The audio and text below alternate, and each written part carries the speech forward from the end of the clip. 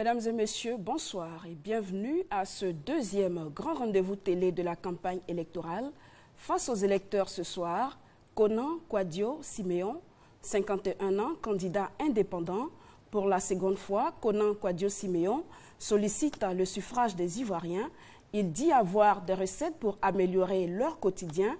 Que propose-t-il dans les domaines de l'économie, de l'agriculture, de la santé et de l'éducation? Comment compte-t-il résorber le chômage et lutter contre la pauvreté? C'est quoi son plan de réconciliation? Konan Kwadio Siméon a l'occasion ce soir de dérouler son projet de société. Avec moi en plateau pour l'interroger, Gorebi Huye, grand reporter et spécialiste des questions économiques à Fraternité Matin, et Herman Guivet, journaliste à Radio Côte d'Ivoire. Konan Kwadio Siméon, bonsoir. Bonsoir, madame. Alors, face aux électeurs, c'est 120 minutes et l'émission démarre avec le propos liminaire du candidat. 15 minutes de propos liminaire, donc vous avez la parole. Merci, madame. Chers compatriotes, en votre nom, à tous et à toutes, je voudrais commencer par bénir le Dieu des nations, qui permet à notre pays, malgré les péripéties de ces 25 dernières années, de tenir encore debout. Chers compatriotes, je suis ce soir chez vous pour parler de la Côte d'Ivoire. La Côte d'Ivoire, notre pays que nous aimons tous. Mais ce pays aux réalités si différentes aujourd'hui. Ce pays aux deux réalités contradictoires. Ce pays qui est présenté par une partie de nos concitoyens, et cela a été bien présenté hier par mon prédécesseur sur ce plateau, avec une image presque de rêve. Un pays aux performances économiques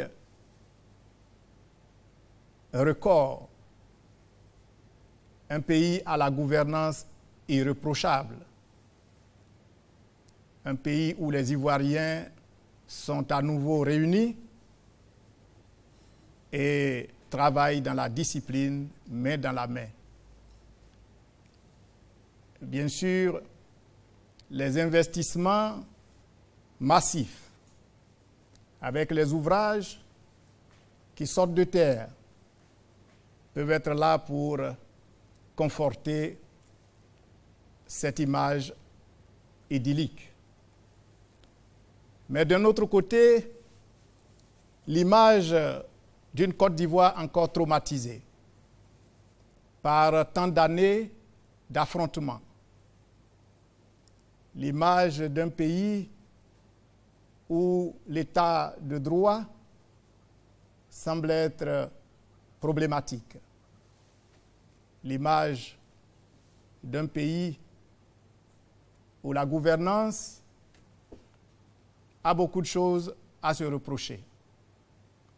Un pays où on parle d'un côté de pro-Gbagbo, de pro-Ouattara. Un pays où l'insécurité et la mort constituent le lot quotidien des Ivoiriens. Chers compatriotes, ce regard contradictoire est symptomatique du désaccord des Ivoiriens sur la façon de gérer les affaires de l'État. Eh bien, c'est de ce pays que je suis venu parler avec vous. Je suis venu avec ma vision de la Côte d'Ivoire nouvelle. Je suis venu me présenter aux Ivoiriens pour la deuxième fois et prendre avec ces Ivoiriens des engagements.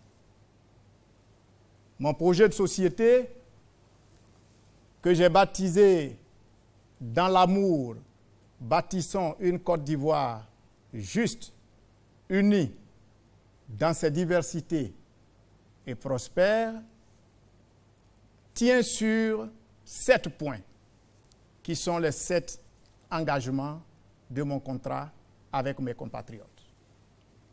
D'abord, je veux travailler au bien-être social. Pour moi, ça doit être la finalité de toute politique. Et cela suppose qu'un certain nombre de conditions fondamentales soient réunies. Les conditions de sécurité, conditions de santé, conditions de logement, conditions d'éducation, et j'en passe.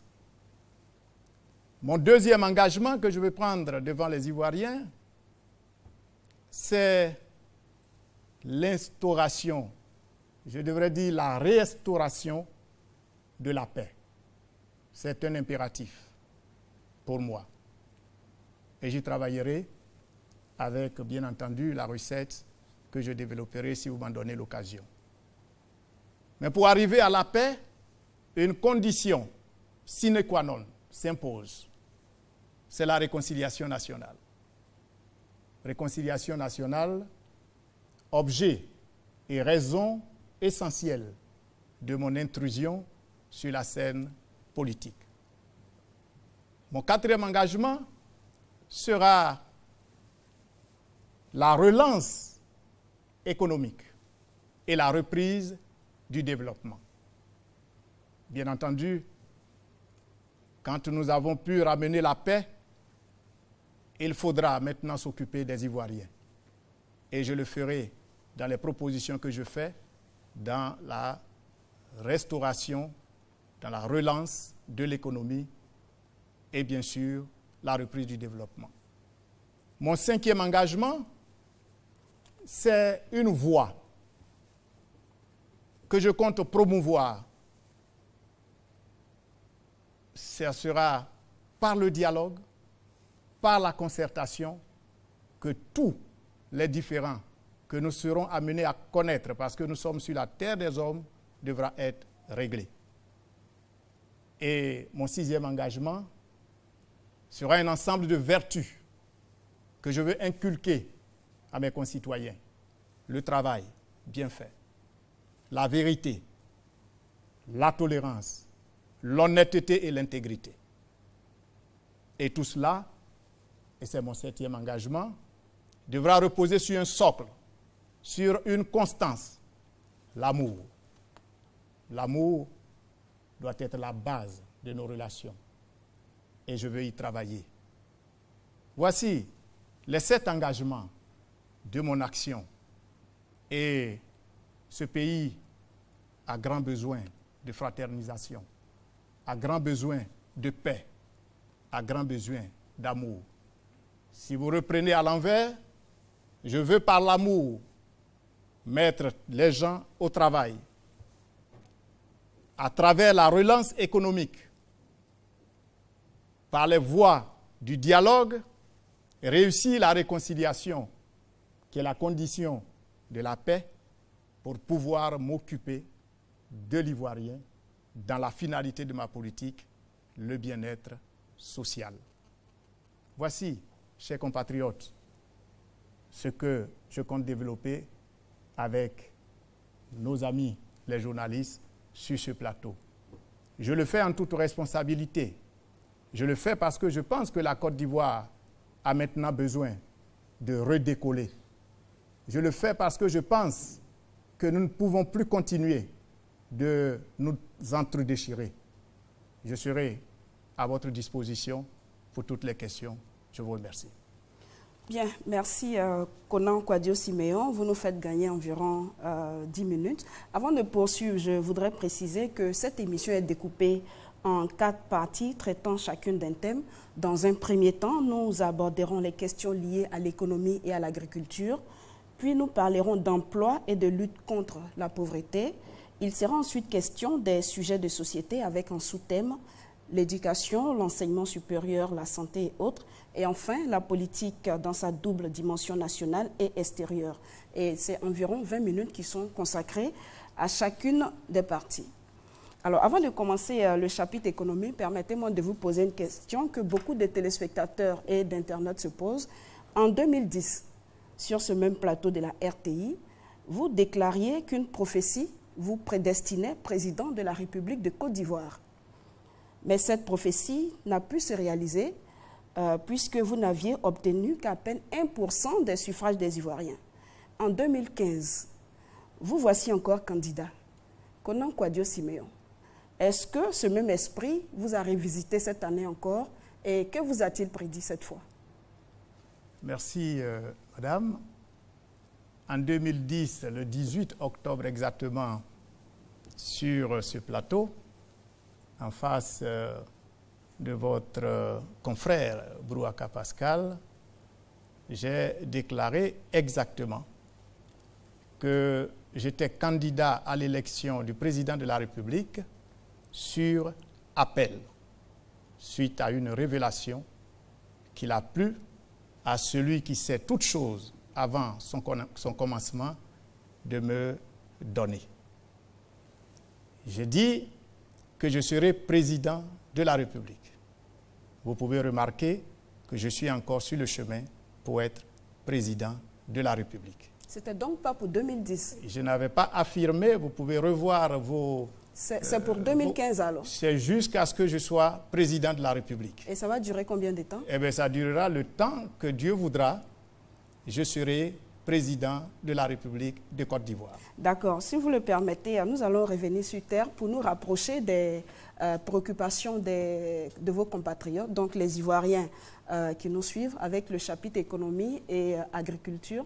Gorebi, l'invité est à vous. Merci Sylvie. Konan Kouadio-Siméon, bonsoir. Bonsoir. Vous avez refusé la dotation de 100 millions.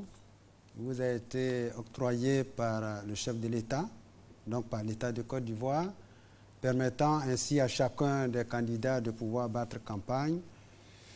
Est-ce du bluff ou l'expression d'une autosuffisance financière, je dirais, d'une suffisance même? Ni l'un ni l'autre, cher ami. Je ne vois pas beaucoup qui blufferaient avec 100 millions de francs CFA. Et je me dois de m'expliquer devant la nation. J'ai reçu en effet une lettre du ministre d'État, ministre auprès du président de la République, M. Jeannot Ahoussou-Kouadio, m'invitant à passer chercher un chèque de 100 millions de francs CFA que le président de la République aurait consenti à offrir aux candidats à l'élection présidentielle. Sans autre forme de clarification et de précision, moi qui suis profondément attaché à la loi de la République, j'ai commis mon service juridique à l'effet de m'instruire sur la base légale de cette offre. À l'issue de l'investigation, je n'ai pas réussi à cerner avec exactitude la base légale de cette dotation. J'ai alors, conformément aux valeurs que je compte inculquer dans mon action politique, qui sont des valeurs de clarté, des valeurs de transparence, des valeurs d'intégrité, j'ai respectueusement écrit par la même voie au chef de l'État, donc via le ministre d'État, pour décliner, je dis bien décliner, respectueusement cette offre. Ce n'est donc pas du bluff, encore moins parce que je serais suffisant moi-même Je crois même que c'est un acte d'humilité. C'est encore moins parce que j'ai moi-même suffisamment d'argent pour faire campagne. Certainement que des 8 candidats en lice, je suis le candidat qui aurait eu intérêt à courir très vite chercher ces 100 millions. Mais je suis quelqu'un qui tient à la morale et à l'éthique.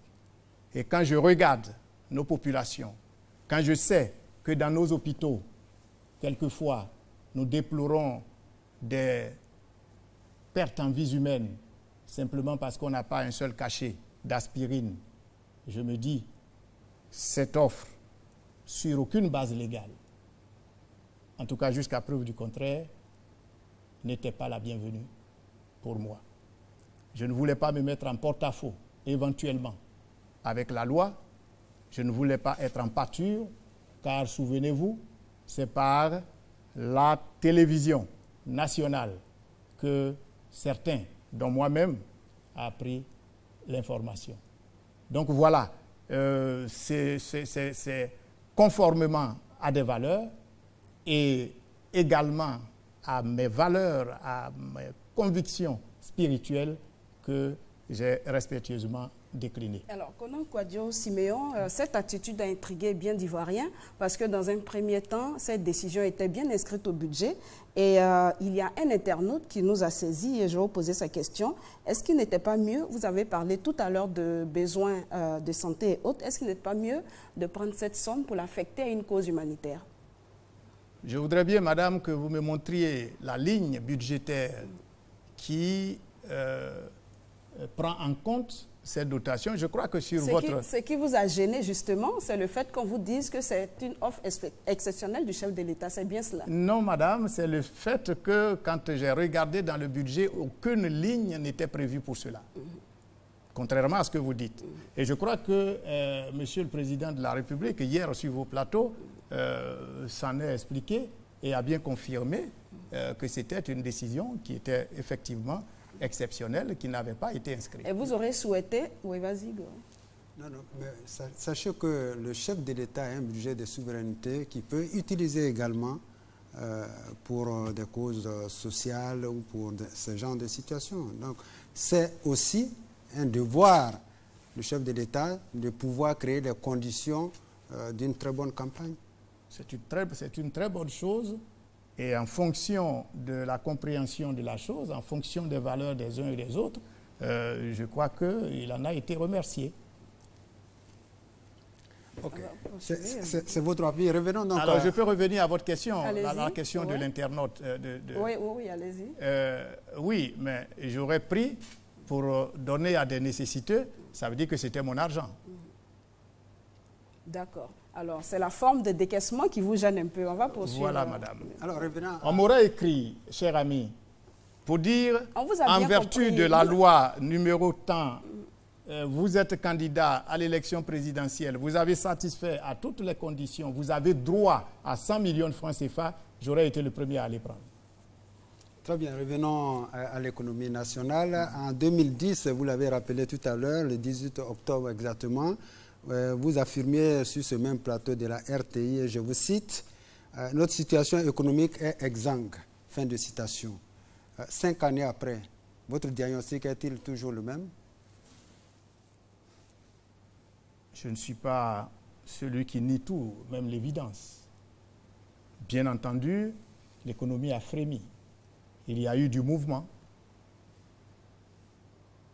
Entre-temps, 25 000 milliards, sinon plus, est passé au budget qu'on a dépensé. Des ouvrages sont sortis, je l'ai dit tantôt. Au niveau infrastructure, beaucoup de choses ont été faites. L'économie a bougé, sauf que l'amélioration des conditions de vie des Ivoiriens n'a pas beaucoup changé. Voici mon constat. Même avec les salaires qui ont augmenté, avec un certain nombre d'initiatives, le SMIC, un certain nombre d'initiatives qui ont été prises au niveau du monde rural?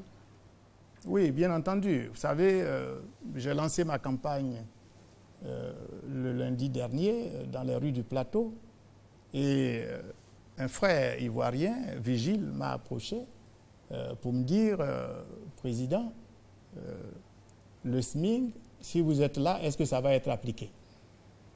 Ça veut dire que oui, la décision est prise, mais dans la pratique, ils sont nombreux, nos concitoyens, qui touchent encore bien en dessous du SMIC. Ceci étant, c'est une décision à saluer. Il faut regarder maintenant l'application de cette décision sur le terrain. Nous sommes d'accord là-dessus. L'augmentation des salaires, c'est une chose excellente.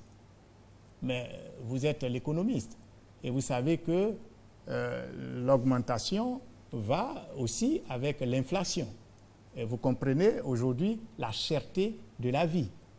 Quand ces salaires ont été bloqués pour tant d'années, bien sûr, ce qui a été fait est salutaire, mais ça n'égale pas encore le niveau de l'inflation, de sorte que le niveau de vie, cher ami, n'a pas véritablement changé. Alors vous, Président, que feriez-vous pour la mise en œuvre effective ou l'application effective de l'augmentation du SMIC et surtout la maîtrise de l'inflation? Pour le SMIC, comme pour toutes ou pour beaucoup d'autres décisions, c'est le contrôle. L'État régalien doit pouvoir veiller à l'application des décisions qu'elle prend. Et là-dessus, nous devons travailler à faire intervenir des structures qui auditent derrière et périodiquement toute l'application de toutes ces décisions. Moi, je travaillerai à mettre, en tout cas en place, des structures, où je solliciterai même des structures d'envergure internationale pour nous aider à appliquer effectivement ce qui a été décidé, surtout par la loi.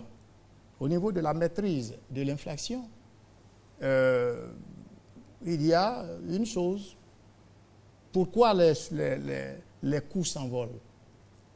Pourquoi les prix sont inaccessibles? C'est parce que la production n'est pas suffisante. Il n'y a pas deux solutions. Il faut que nous produisions.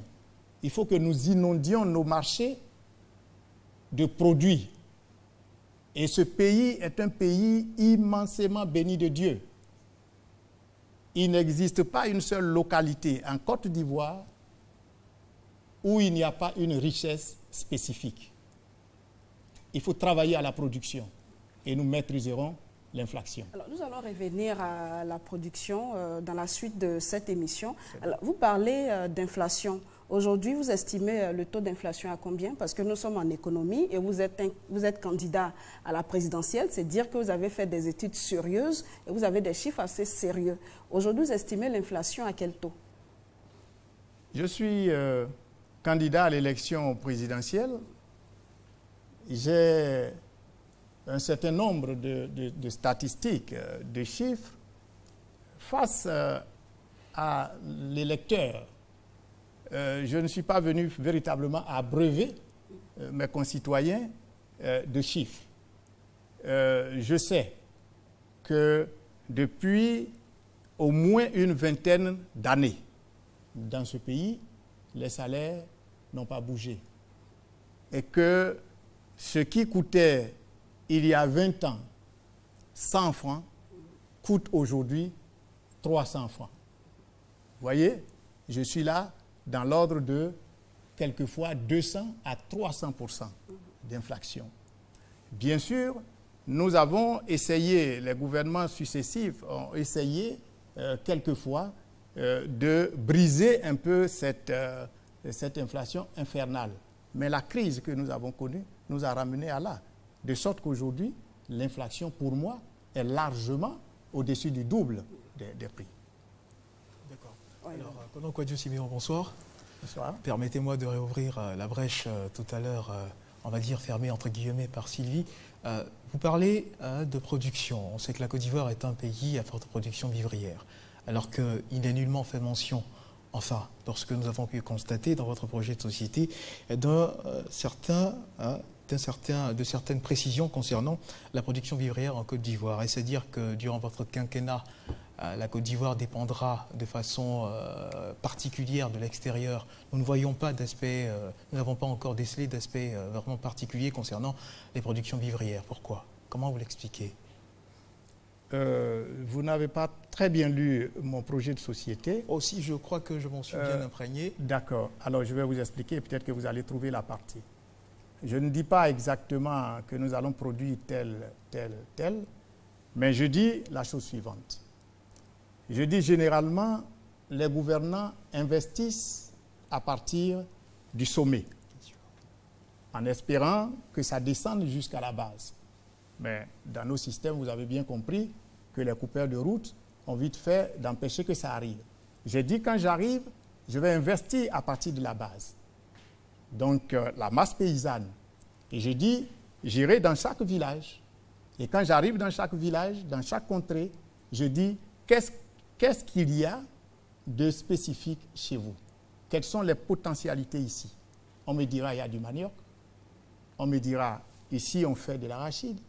On me dira, là, nous avons une rivière qui peut produire donc, du poisson, donc on veut pêcher. Et nous investissons à la base, auprès des jeunes, auprès des femmes, pour produire quoi? Produire ce qu'il y a de spécifique dans ces zones. Donc du manioc, donc de l'igname, donc de la banane. Ainsi, je vais augmenter la production nationale. Alors nous reviendrons certainement sur ce que vous comptez faire pour les jeunes et les femmes, et permettez que nous puissions revenir sur un aspect, n'est-ce pas, qui a été abordé un peu plus haut, concernant bien sûr la situation économique de la Côte d'Ivoire. Nous savons qu'un forum Investir en Côte d'Ivoire s'est tenu ici même, et ce forum a porté toutes ses promesses avec plus de 4 000 milliards d'intentions, ce qui est d'ailleurs à saluer. Durant votre quinquennat, à quoi doivent s'attendre les Ivoiriens pour vraiment véritablement booster l'économie ivoirienne? La Côte d'Ivoire est un pays solide, cher ami. Et dans ce pays, on a besoin d'une seule chose, de la paix. Ce que nous avons pu réaliser, ce que le chef de l'État sortant a pu réaliser, pour moi, n'est rien à côté de ce que la Côte d'Ivoire peut capter. Ce pays, les pères fondateurs, le président Félix Houphouët-Boigny et ses compagnons l'ont doté de fondements solides. De sorte qu'il suffit tout simplement qu'il y ait le calme, qu'il y ait la paix, pour qu'à nos frontières, les investisseurs affluent. 4 000 milliards, c'est beaucoup d'argent. La Côte d'Ivoire vaut bien plus. C'est pour ça que nous y arriverons. Je veux faire véritablement de la réconciliation, qui est la condition de la paix, mon cheval de bataille. Et quand cette réconciliation sera une réalité, vous verrez que l'émergence, on peut même l'atteindre au bout de 5 ans. Soit. Je vous en prie. Oui. Vous savez que l'indice Mo Ibrahim situe la Côte d'Ivoire parmi des pays réformateurs, des pays qui évolue dans le sens qu'on souhaite. Quelle analyse vous en faites, vous aussi? Vous êtes d'accord? Oui, je l'ai entendu aussi par le président sortant hier. Oui, ce sont des indicateurs qui sont respectables de par le monde, et je suis fier que mon pays, la Côte d'Ivoire, puisse être ainsi noté favorablement. Mais je veux dire, les indices MO, les indices Banque mondiale, FMI, ce n'est pas ça que mon peuple, ce n'est pas ça que mon oncle au village, ma tante au village attend. C'est la matérialisation, l'amélioration concrète de ses conditions de vie dans son assiette. Voici la vérité. Vous savez, on a un taux de croissance faramineux, des plus importants au monde, mais je crois que le président de la République hier le disait avec fierté, mais il le disait aussi que ça demande maintenant d'être transféré aux citoyens, aux concitoyens. Donc, je pense qu'il faut qu'on travaille beaucoup plus en direction de l'Ivoirien. Je vais vous dire une chose, mon analyse et ma vision de la chose. Vous savez, le pays, la Côte d'Ivoire, c'est d'abord une sphère géographique, un territoire, 322 000 km², mais c'est aussi une nation, donc un peuple. Quand on investit dans le pays physique, il faut investir dans le peuple, dans l'Ivoirien. C'est ce qui n'est pas suffisamment fait. Et ça signifie quoi concrètement? Ça signifie quoi, investir dans l'Ivoirien? Investir dans l'Ivoirien, madame, voudrait dire, par exemple, comme je le dis, de prendre sur la partie que nous investissons pour les infrastructures économiques, les ponts, les routes, d'en prendre une partie pour investir dans la santé, pour augmenter le budget de la santé, pour augmenter le budget de l'éducation nationale, pour la formation des femmes et des hommes de cette nation. Allez, comme je l'ai dit tout de suite, prendre une partie de ce budget, investir à la base, aider nos femmes à la base et ne pas attendre de façon spontanée pour poser des actions de générosité.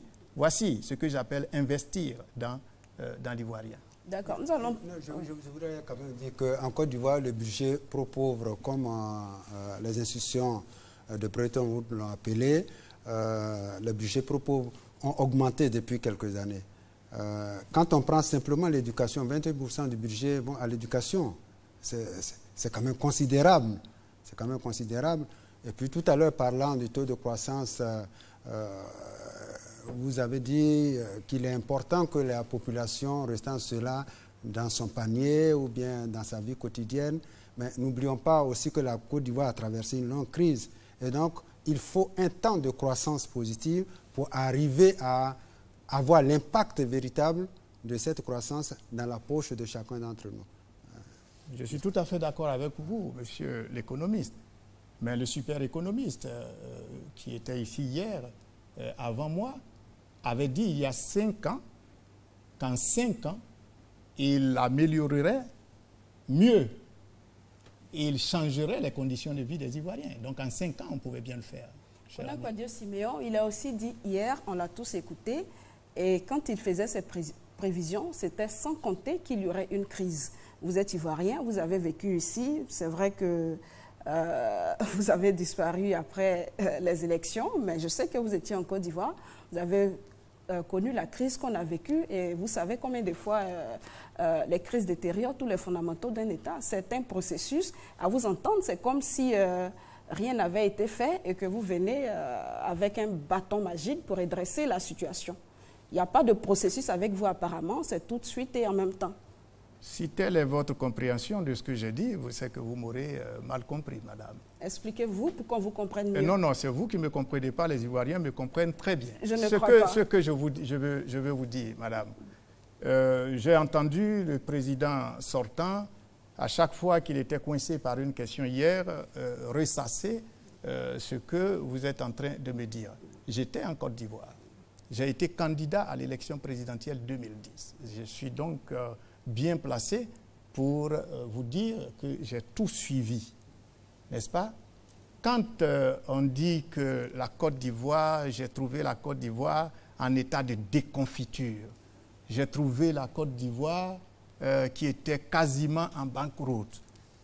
Mais madame, où était ce monsieur qui dit avoir trouvé la Côte d'Ivoire dans cet état? Il était où? Il est venu d'où? Alors, nous étions... Vous qu'on parle aujourd'hui, oui, vous ne répondez pas aux questions. Je suis en train de répondre. Les Ivoiriens ont envie de connaître vos recettes, Kouadio Konan Siméon. Madame, envie de connaître vos recettes et votre démarche pour sortir, pour faire développer le pays comme vous le prétendez. Écoutez-moi, madame, je suis candidat à l'élection présidentielle. Je suis candidat, il y a un président sortant qui a un bilan. Tous les candidats qui passeront ici ont un devoir de poser un diagnostic et de proposer des solutions. Si vous voulez bien, cette crise que nous avons connue ici, d'ailleurs qui dure depuis 2 décennies et plus, tous les acteurs politiques sont partie prenante. Et leur responsabilité est irrécusable, je le dis, devant la nation. Et en 2010, il y a eu une élection à la suite de laquelle il y a eu une guerre. La Côte d'Ivoire, à ce que je sache, n'a jamais perdu ses fondamentaux. La situation, le pays en déconfiture, moi je ne l'ai pas vu. Parce que nous n'avons pas passé un seul mois sans pouvoir payer nos fonctionnaires ici. L'État n'a jamais été arrêté en Côte d'Ivoire. Je me souviens que lorsque le président Laurent Gbagbo, lui aussi, à chaque fois qu'il y avait des problèmes, disait « Ah, le pays est coupé en deux », eh bien, nous étions tous à dire « Mais enfin, le pays est coupé en deux, mais le budget est quand même voté ». Donc, c'est un argument, un prétexte qui ne peut tenir. D'accord. Les Ivoiriens vous ont compris. On va poursuivre avec le volet agriculture. Juste avant le volet agriculture, moi je voudrais revenir rapidement sur un aspect des choses. Très rapidement. Alors, je voudrais me faire le porte-parole de l'Ivoirien qui est dans son village et qui a juste envie de savoir comment est-ce que vous comptez traduire cette croissance inclusive dans la poche de l'Ivoirien. Comment est-ce que vous comptez lui faire ressentir, n'est-ce pas, les aspects bénéfiques de cette évolution économique? Je construirai autrement cette croissance. Et comment? Car aujourd'hui, cette croissance est construite sur la base de l'industrie minière, pétrolière. Je vais investir dans l'industrialisation. Si la croissance que nous avions aujourd'hui était portée par l'industrialisation, c'est-à-dire par des unités, ne serait-ce que de transformation, la croissance serait dans l'assiette et dans la poche de l'Ivoirien. D'accord. Et puisque nous parlons d'industrialisation et de production, permettez-moi de rebondir sur un aspect, on parle également d'agriculture. Comment appréciez-vous l'augmentation quasi générale des prix marchands des produits agricoles décidée récemment par le gouvernement? Très bonne chose, j'attends que ce soit appliqué, puisque la décision vient d'être prise. Ok, on reste dans le secteur agricole, mais je voudrais tout juste revenir un peu sur le taux de croissance. Quels seront, selon vous, les vrais moteurs de la croissance inclusive? Ça rejoint la question qui vient de m'être posée. Je souhaite que vous soyez encore plus concis. Il faut investir, je l'ai dit, dans la transformation de nos produits agricoles. Rien que ça. Déjà ça, c'est déjà quelque chose d'important. Ok, c'est votre avis. Et au niveau du financement des PME, aujourd'hui, le besoin de financement des PME est une question préoccupante. Est-ce que vous venez avec une solution, président, que vous serez si vous êtes élu? Au niveau de l'investissement des PME, donc du secteur privé, du financement du secteur privé en général, le devoir de l'État est de construire l'environnement. Et là-dessus, du travail est fait en ce moment. Il faut continuer d'assainir l'environnement des affaires en Côte d'Ivoire. L'assainissement de l'environnement, c'est aussi travailler à la paix. S'il y a la paix, les investisseurs viendront investir sur des pans de l'économie qui permettent de financer les PME. D'accord. Vous allez nous donner, avant la fin de cette émission, vos recettes pour la paix. Les Ivoiriens ont également des besoins d'emploi et il y en a encore beaucoup qui sont en proie à la pauvreté. À ce chapitre-là, on peut vous demander tout de suite quelle politique pour l'emploi, pour trouver ou créer des emplois pour la jeunesse ivoirienne.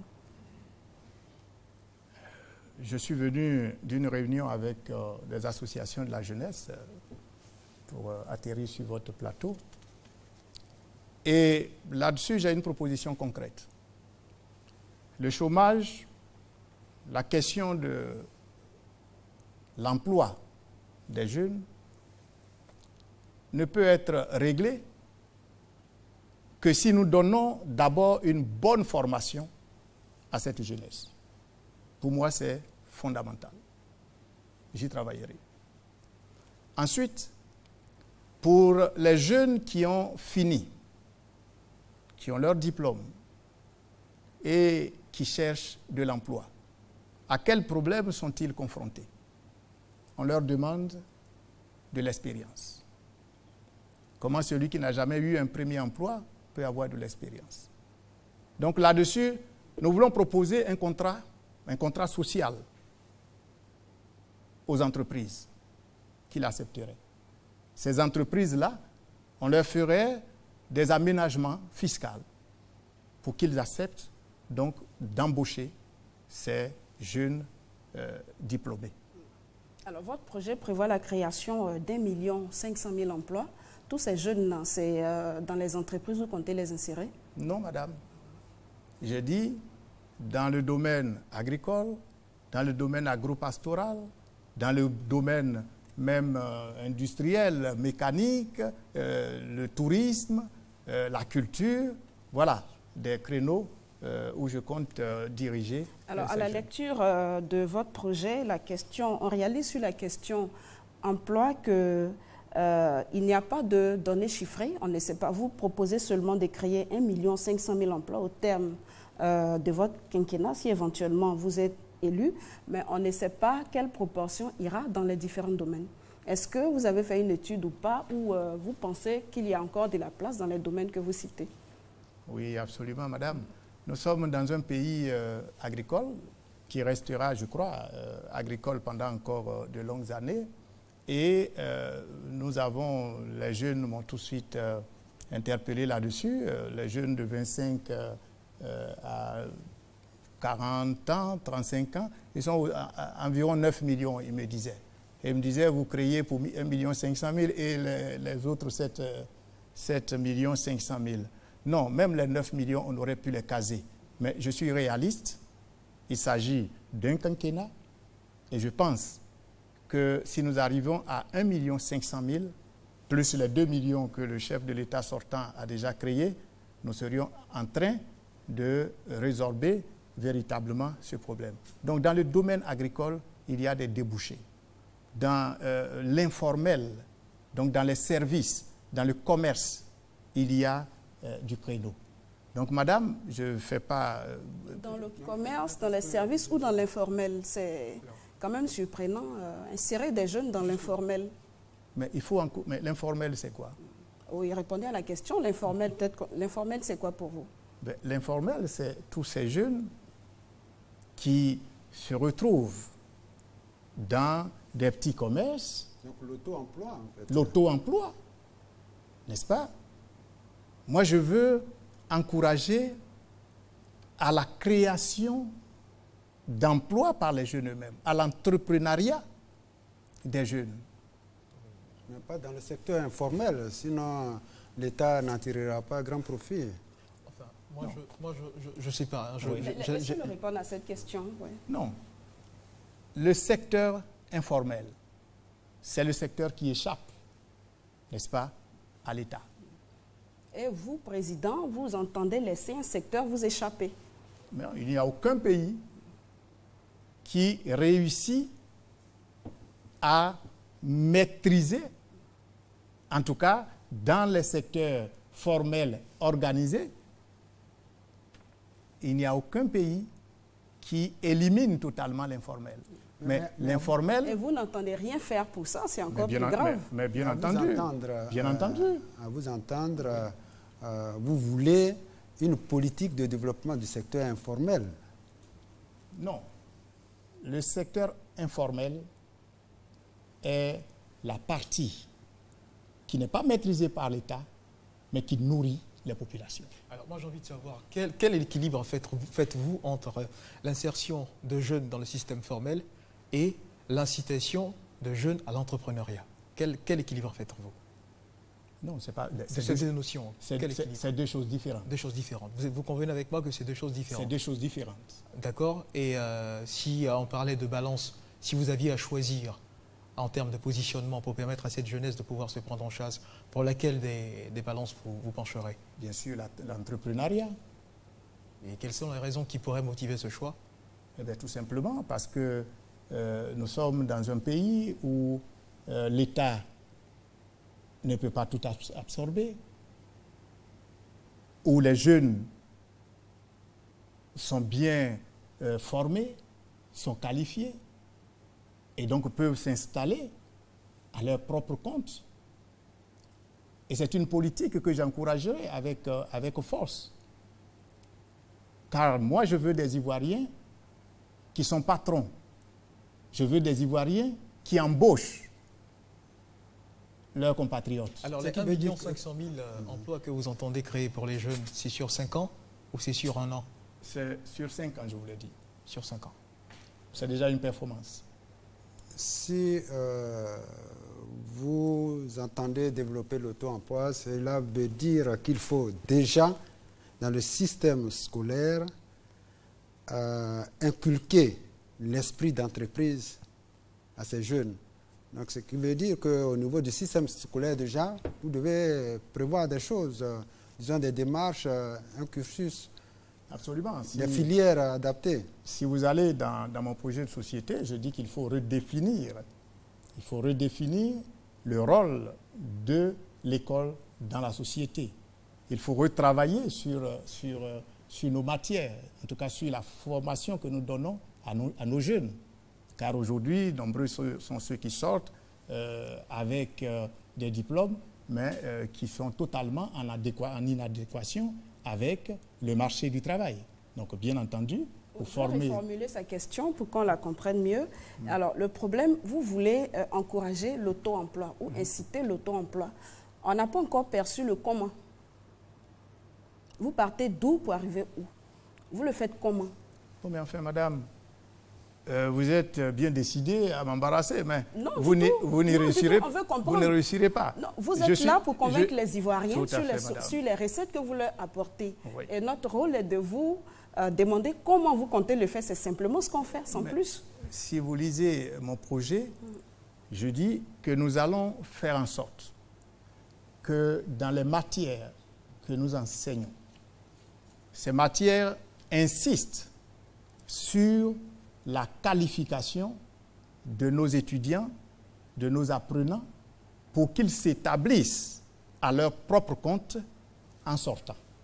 Donc le processus commence dans la formation, dans l'école. Voilà comment je pars, madame. D'accord. Et après l'école? Après l'école, il faut aider ces jeunes à s'installer. Et c'est pour ça que toujours dans mon projet, je prévois des fonds pour aider ces jeunes à s'installer. Voilà, je vous comprends mieux à présent. Après la formation, on met sur pied un fonds qui aide les jeunes à s'installer. Exactement. Merci. Merci, je voudrais tout juste Kona Kwadjo Siméon, lire un peu ce que vous avez mis dans votre projet de société. Je propose la création de passerelles entre l'éducation nationale et la formation professionnelle pour permettre à cette frange d'élèves d'avoir un métier pour s'installer à leur propre compte ou se faire embaucher par les entreprises qui les intéresseraient fort de leur qualification. Ok, donc nous vous comprenons. Donc, maintenant, concernant l'emploi dans le secteur agricole, est-ce que c'est avec l'agriculture qui se fait avec de la daba que ces jeunes-là s'intéresseront au secteur agricole, ou bien vous avez une politique de mécanisation de l'agriculture qui fait date, on en parle toujours, mais ce n'est pas toujours évident. Alors avec vous, est-ce qu'on va arriver à la mécanisation agricole pour que ce soit un secteur qui attire beaucoup de jeunes? La mécanisation de l'agriculture était un rêve cher du président Félix Houphouët-Boigny. Et tous les successeurs avaient promis de relever ce défi. Ça n'a pas été fait. Sur ce plateau, le 18 octobre 2010, j'avais pris l'engagement, en rendant hommage au Père de la Nation, de faire en sorte que ce vœu cher soit réalisé quand je serai président de la République. Eh bien aujourd'hui, si nous voulons effectivement intéresser nos jeunes à l'agriculture, nous ne pouvons pas le faire avec la daba. Donc la politique de mécanisation doit être implémentée avec les moyens de l'État,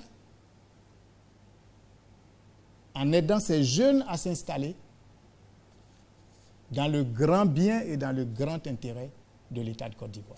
Il faut mécaniser. Nous parlions à l'instant d'éducation. Permettez-moi de revenir sur cet aspect qui est fort important pour le développement d'une nation. On le sait, une nation développée repose d'abord sur son éducation. Alors, votre projet de convoquer les états généraux de l'école, justement, parlons-en. Avant d'arriver à l'éducation, permettez-moi, il y a aussi dans le chapitre qu'on va terminer tout à l'heure, le volet lutte contre la pauvreté. Et en Côte d'Ivoire et dans bien des pays africains, on a pour habitude de dire que la pauvreté a un visage féminin, pour dire que la pauvreté, ce fléau, donc frappe de plus en plus les femmes. Est-ce que vous êtes de cet avis et pour vous, cela est dû à quoi? Je suis de cet avis, c'est un constat que tout le monde fait. Cela est dû à quoi? Cela est dû, je pense, à la formation. Et je pense qu'il faut faire en sorte que la formation, d'abord l'éducation de la jeune fille, soit une priorité nationale. Que la formation, le renforcement des capacités des femmes puisse être quelque chose de perpétuel. Et c'est pour ça que dans le projet que je propose aux Ivoiriens, je propose vraiment d'aider les femmes parce que vous savez, avec les difficultés que nous avons connues, les crises que nous avons connues, le poids familial a bien souvent été supporté par la femme qui s'est démêlée corps et âme pour éviter quelquefois l'humiliation à son homme. Donc oui, il y a la formation, il y a l'éducation et je pense que la femme dont on connaît les capacités morales, spirituelles et intellectuelles sont une chance pour le monde et donc pour la Côte d'Ivoire. D'accord. Alors, je vais revenir encore à comment la formation des femmes et l'encouragement des femmes à la formation, comment vous comptez les réussir? Peut-être en créant des lycées professionnels, des lycées de jeunes filles, ou quelle sera votre solution? Sinon, vos recettes dans ce... D'abord, on parle de plus en plus d'éducation pour tous. Il faut déjà veiller à ce que la petite fille soit scolarisée. Ainsi, nous commençons par mettre la femme sur la route de son émancipation pour concurrencer tout le monde, les hommes, partout. La formation pour celles qui n'ont pas eu la chance de fréquenter l'école. L'alphabétisation. C'est un programme qu'il faut intensifier, qu'il faut continuer. Celles qui peuvent faire du commerce, le renforcement de leurs capacités. Il faut créer des séminaires, les encadrer.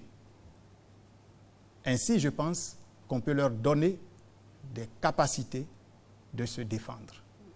D'accord. Alors, ça me donne l'occasion de poser une autre question sur, puisqu'on parle du genre, la Côte d'Ivoire est partie prenante donc, de plusieurs accords et protocoles recommandant l'égalité homme-femme, notamment dans les instances de décision. Et vous, Président, au soir du 25 octobre, quel acte fort poserez-vous pour respecter cette signature de la Côte d'Ivoire ou vous la remettrez en cause? Non, non, je ne la remettrai pas en cause. Alors, quel acte fort poserez-vous alors? J'ai commencé par poser déjà l'acte avant même d'être là. C'est lequel? Je suis l'un des candidats qui a pour directeur de campagne une femme. Très bien. Eh bien, moi, quand je suis président de la République, vous constaterez que dans mon gouvernement, je viserai la parité. Donc, autant de femmes que d'hommes. Je viserai la parité. Je dis bien, je viserai la parité. Il avait été conseillé qu'on arrive à un tiers, à 30%. Les protocoles ont passé la parité, à la on parité. est maintenant à l'égalité. Voilà, donc pour vous dire que déjà les 30% n'ont pas été respectés, mais moi je vous garantis, et je n'ai pas eu l'occasion d'honorer mon rendez-vous avec les femmes de Côte d'Ivoire pour raison de calendrier, eh bien je vous le dis sur ce plateau, je viserai la parité. Il faut le faire parce qu'il n'y a pas de raison qu'il y ait une quelconque discrimination dans ce domaine. Les femmes sont tout aussi capables, sont tout aussi talentueuses et compétentes que les hommes. Alors, permettez-moi d'insister sur cette question. Parité, c'est différent d'égalité. Vous n'êtes pas pour l'égalité? Je ne suis pas pour l'égalité. L'équité me paraît plus juste. Donc, le candidat, sinon le président, Konan Kwadwo-Siméon, n'est pas prêt, on va le dire comme ça, à avoir dans son gouvernement autant de femmes que d'hommes. C'est différent. Pour moi, on est sorti de ce débat. Le débat, j'ai dit, je suis pour la parité. Là, vous m'avez parlé d'égalité. N'est-ce pas? Oui, c'est cela l'égalité, autant de femmes que d'hommes. Alors nous sommes d'accord là-dessus. Je ne recule pas là-dessus. J'ai pris l'engagement devant la nation. Que vous êtes pour la parité et non pour l'égalité. Je suis pour la parité. D'accord. Les femmes de Côte d'Ivoire vous écoutent et voilà. Allez-y. Votre stratégie, si l'on se réfère à votre projet de société, sera de mettre sur pied un fonds spécial de soutien aux femmes. Quelle sera la spécificité de ce fonds par rapport à ce qui existe déjà? Oui, il existe tellement de fonds. Et justement, je veux mettre un terme à cela. Cette tradition qui fait que chaque président arrive avec ses fonds et part avec ses fonds. Moi, je veux qu'on institutionnalise les choses. Je veux que l'Assemblée nationale étudie la façon de manifester la solidarité de l'État à la femme. Pour le grand bien de l'État, pour ce que la femme représente, pour la cellule familiale, pour nos enfants. Je veux que ce soit institutionnalisé. Je vais donc proposer à l'Assemblée nationale de voter une loi pour. Voici la différence. Alors vous proposez donc deux fonds, un fonds pour la femme rurale également? Bien sûr. D'accord. Un fonds pour la femme rurale et un fonds pour la femme urbaine. D'accord. Expliquez-nous mieux ces mécanismes. Comment ça va fonctionner, ces fonds? Les femmes rurales sont celles qui sont dans nos villages, dans nos campagnes, et elles sont confrontées à de simples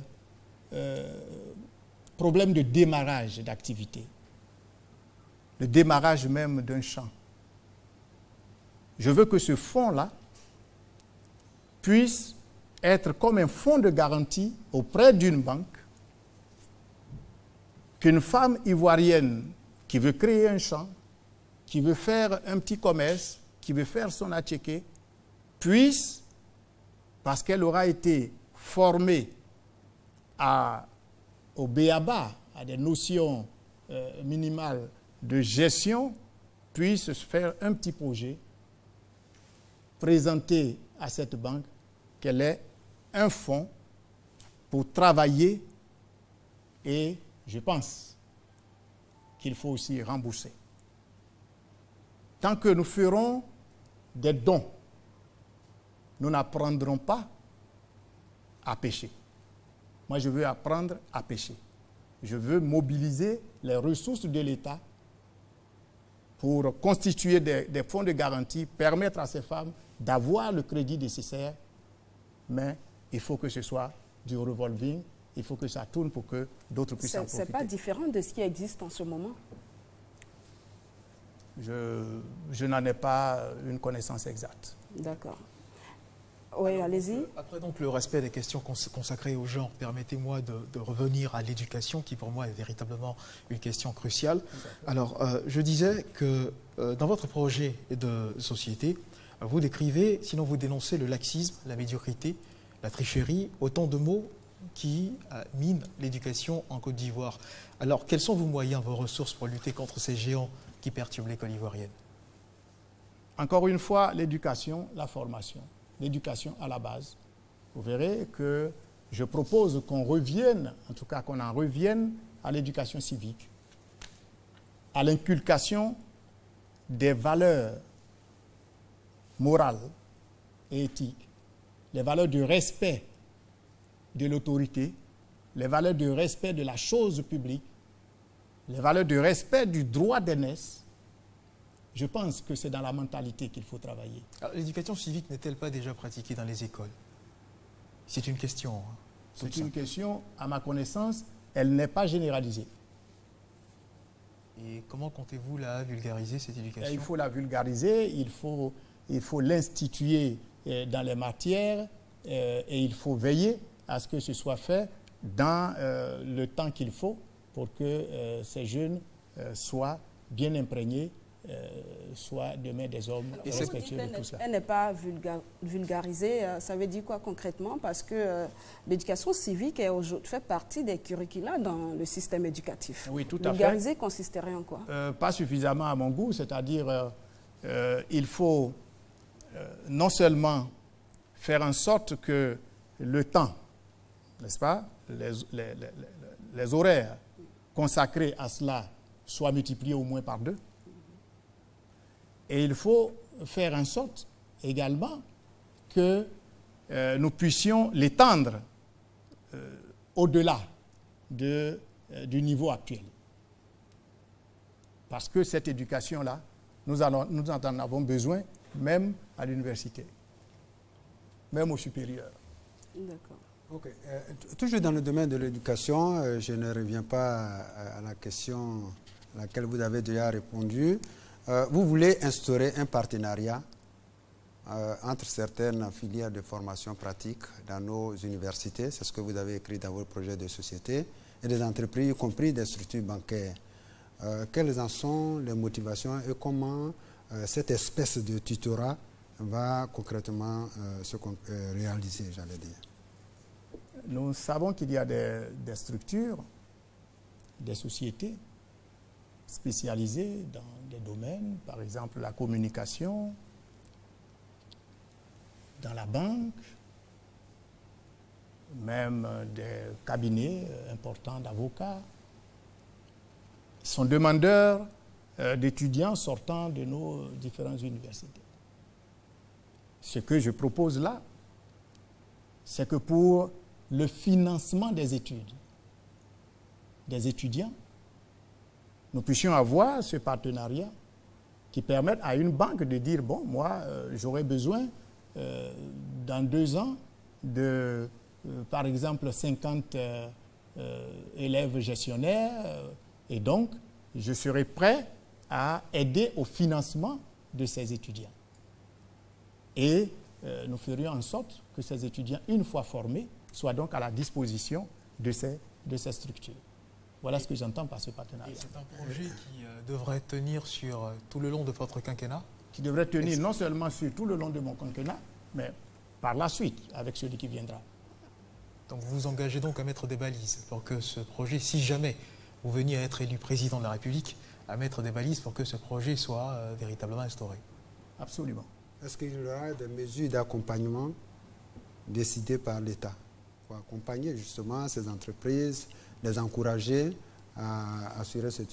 Absolument, ça rentre dans ce que j'ai appelé mon contrat social avec les opérateurs économiques, avec les entreprises. Il y aura certainement une contribution de l'État en termes d'aménagement, d'allègement de certaines taxes. Quelle place attendez-vous accorder à la recherche, puisque vous voulez promouvoir le prix de la recherche, revaloriser le prix de la recherche?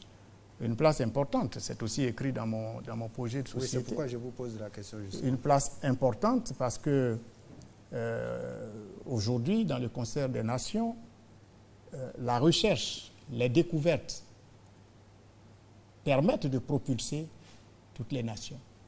Nous sommes un pays agricole et nous avons à travailler sur la recherche, et c'est déjà très bien fait par l'Institut de recherche ici, la CNRA, pour que nous puissions booster par exemple, dans l'agriculture, le cacao. Moi, je veux qu'on mette le cap sur 2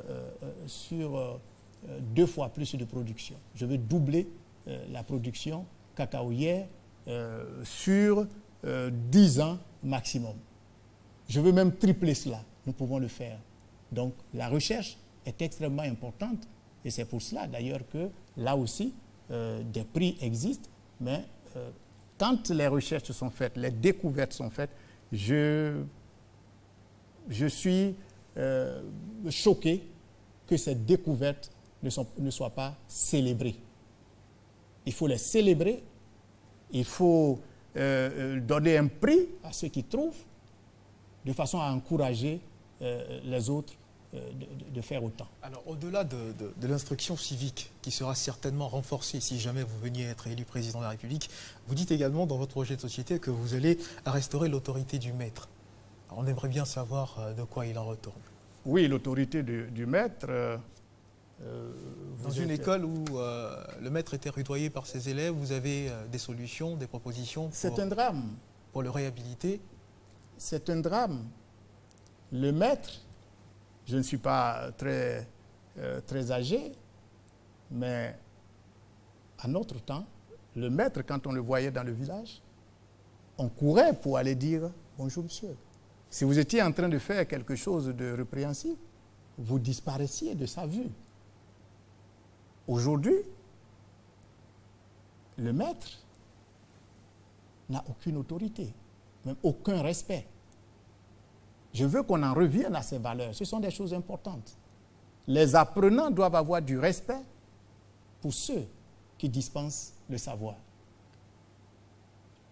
Et je ferai en sorte que la mentalité évolue de ce point de vue. Et nous pouvons le faire. D'accord. Konan Kwadjo Siméon, vous êtes pour l'école obligatoire, aussi pour l'école gratuite. Vous envisagez dans votre projet de société d'ailleurs des mesures concrètes pour en arriver là, à l'école gratuite et à l'école obligatoire. Est-ce qu'on peut avoir une idée de ces mesures-là? D'abord, l'école pour tous et l'école obligatoire. Je veux faire là une clarification. Allez-y. Quand on dit école obligatoire, c'est une recommandation, c'est une injonction que l'État veut bien faire.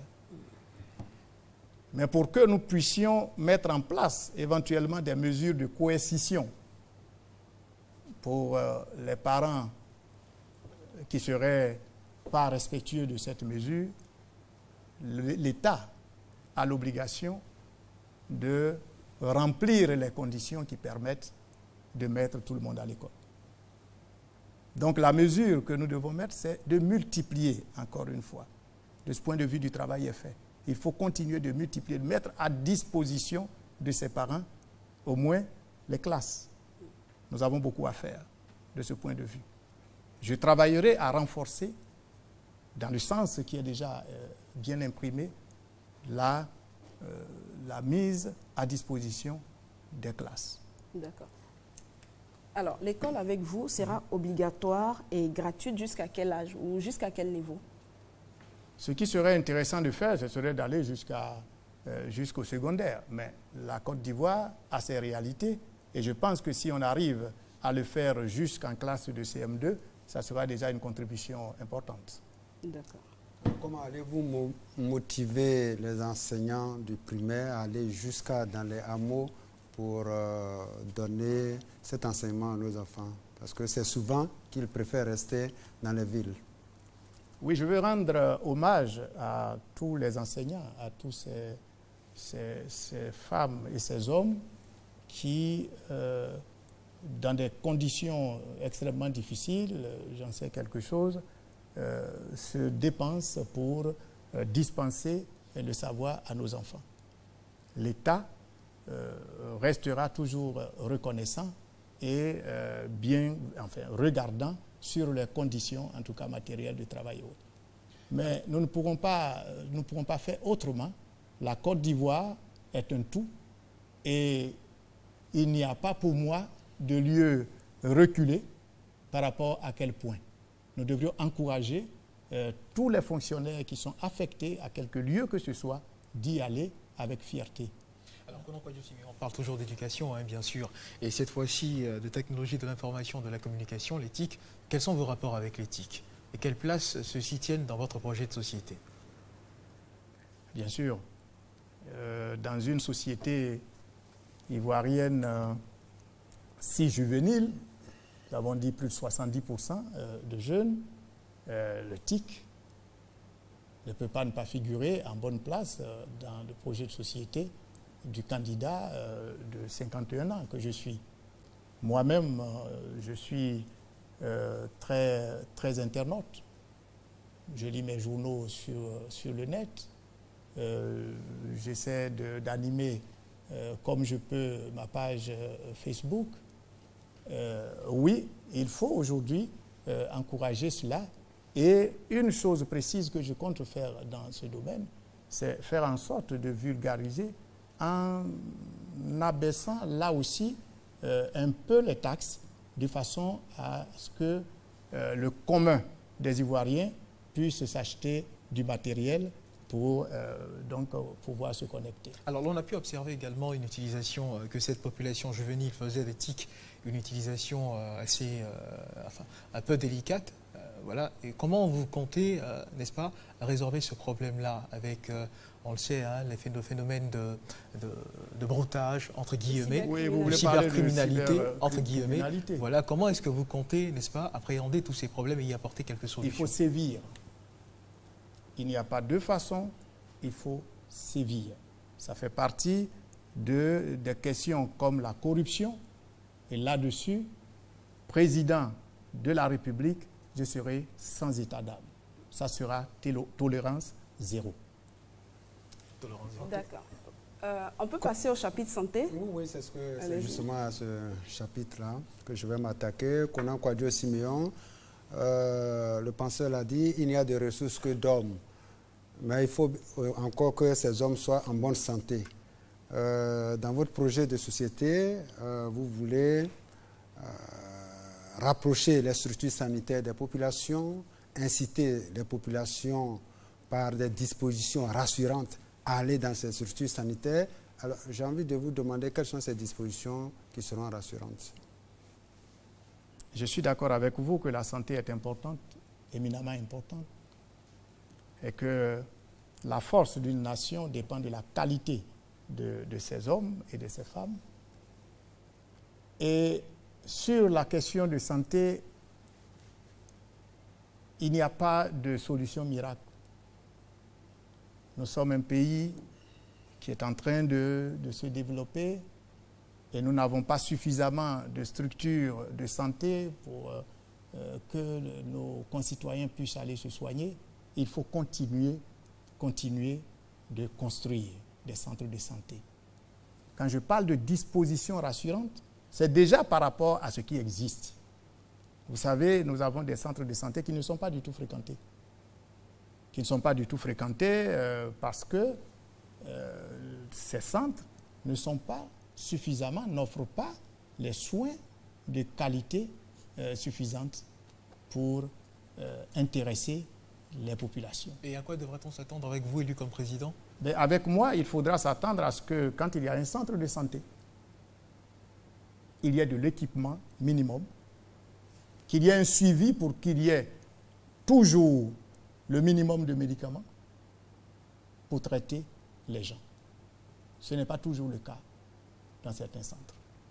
Alors, aujourd'hui, il est question de couverture maladie universelle, la CMU. Après l'assurance maladie universelle, avec vous, à quoi doivent s'attendre les Ivoiriens? Ils aimeraient bien savoir. Ces différentes propositions qui sont faites par les gouvernements successifs montrent qu'il y a un besoin. C'est ça, la constance. Montre qu'il y a un besoin d'assurance universelle, d'assurance pour tous les Ivoiriens. C'est ça la mutualisation. C'est ça la solidarité. Et c'est un rôle, c'est une fonction importante de l'État. Faire en sorte que ceux qui ont un peu puissent aider à soigner ceux qui n'ont pas. D'accord, donc on aimerait bien savoir si l'assurance maladie universelle gardera son nom et restera propre dans son contenu, ou elle changera les dénominations et deviendra un autre système, prendra le nom, une appellation tout autre? Ce n'est pas le nom qui importe. Bien sûr, c'est le contenu. C'est le contenu qui importe. Et donc, en arrivant, vous savez, quand on est en dehors du pouvoir, on peut dire beaucoup de choses. Hein. Quand on y est, il y a la réalité, il y a les constats, il y a les documents. Dans le principe, mettre en place une assurance universelle est pour moi une bonne chose et j'y souscris. Et comment la faire fonctionner? Justement. Ah oui, c'est là. C'est de cela qu'il s'agit. C'est là la question. Comment la faire fonctionner dans un pays avec tant d'inégalités où plus de la moitié de la population touche à peine ou gagne à peine 500 francs, c'est difficile. Mais c'est là où l'État devra, je pense, sponsoriser. Je crois que ce qui est proposé aujourd'hui va dans le bon sens. Il faut continuer de sensibiliser, d'exhorter et de faire en sorte que cette assurance-là commence par démarrer. Bien sûr, on ne peut pas lui imputer un caractère obligatoire, car là aussi, il est loisible à chaque Ivoirien de s'y inscrire ou pas. Et pourtant, pour le besoin de santé de tous, il faut arriver à convaincre, à persuader chacun des Ivoiriens qu'il faut le faire. Ceux qui ne pourront pas le faire, c'est le rôle de l'État de les sponsoriser, de sorte à ce que tous les Ivoiriens, où qu'ils se trouvent, quelle que soit sa condition sociale, puissent bénéficier de cette assurance. Très bien. Donc, on a une dernière question en santé. La dernière question. Oui, à Konan Kwadjo Siméon, qui aspire justement à être président. Avoir un emploi, c'est une bonne chose. Être en bonne santé en est une autre. Mais avoir ces deux éléments et ne pas être logé, ne pas savoir où dormir, est un autre problème. Alors, les besoins en logement en Côte d'Ivoire sont estimés à 65 000 logements par an et en cumulé 600 000 logements. Qu'entendez-vous faire face à cette crise des logements si vous êtes président de la République de Côte d'Ivoire? C'est effectivement un problème crucial, le logement. D'abord, il y a les coûts des logements qui sont exorbitants en Côte d'Ivoire. Et pourquoi ces coûts sont exorbitants? Eh bien, c'est parce que les intrants, les matériaux et autres coûtent cher. Tout ce que l'État peut faire là-dessus, c'est d'agir sur la partie qui lui revient en faisant en sorte que les coûts baissent à ce niveau. Il y a également le terrain, qui dans la plupart des cas appartient d'abord aux villageois, avant d'être reversé éventuellement dans la propriété de l'État. Il faut que nous arrivions, que l'État arrive à faire baisser ce coût en cédant une partie de sa quote-part. Enfin, je pense qu'il faut revenir aux sociétés d'antan. L'État doit s'investir aux côtés du privé dans la réalisation de ces logements, car c'est un problème social. Oui, c'est pourquoi il y a le programme de logements sociaux qui existe. Oui, moi je vais parler des sociétés de type Sogefia, Sikoji. Si beaucoup d'Ivoiriens en Abidjan ont un toit, c'est grâce à ces sociétés. Je pense que nous devons... il n'y a pas de mal à revenir à ce qui a été bien et bien fait. Ces sociétés, à ce que je sache, ont été privatisées ou souvent démantelées tout simplement par mauvaise gestion. Ce qui m'étonne en Côte d'Ivoire, c'est que quand il y a mauvaise gestion, au lieu d'enlever celui qui gère mal, c'est plutôt la société qu'on supprime. Donc je pense qu'il faut revenir là. C'est un problème de corruption là, que vous soulevez de façon C'est un problème de insidieuse. corruption. Votre regard sur la corruption? Sur la corruption? Oui, entre guillemets. C'est une plaie. C'est peut-être la plaie la plus purulente que nous puissions connaître. En tout cas, c'est dans le monde, ce n'est pas qu'en Côte d'Ivoire. Il faut que nous luttions sans état d'âme, là aussi, faire en sorte que soit puni tout acte de corruption. C'est-à-dire le corrupteur, parce que s'il y a corrompu, c'est parce qu'il y a aussi corrupteur. Et vos moyens pour lutter contre la corruption, au-delà de... Toujours le contrôle. Je compte faire appel à des structures, pas parce que des structures sur le plan local ne sont pas crédibles. Là-dessus, la peur du gendarme est une bonne recette.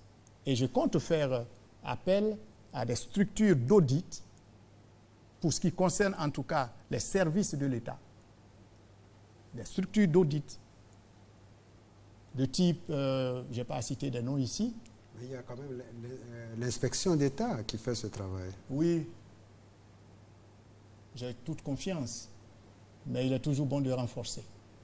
Oui, mais force est de constater que certaines institutions existent déjà, notamment la Haute Autorité pour la bonne gouvernance, qui travaille, n'est-ce pas, à la lutte contre la corruption.